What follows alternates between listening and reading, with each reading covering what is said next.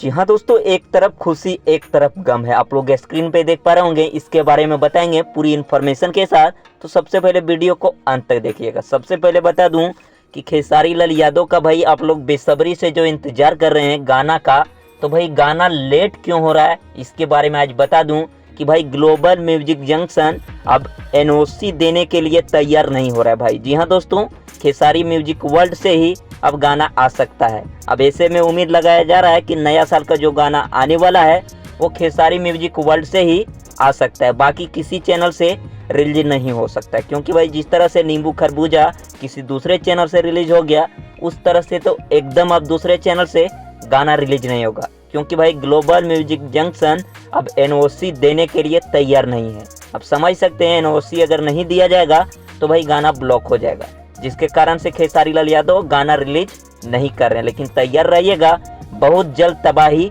मचने वाला है नया साल का। खेसारी म्यूजिक वर्ल्ड से ही एक ही बवाल गाना देखने को मिलेगा। मिलते हैं फिर नेक्स्ट वीडियो में। वीडियो अच्छा लगा तो लाइक कीजिए।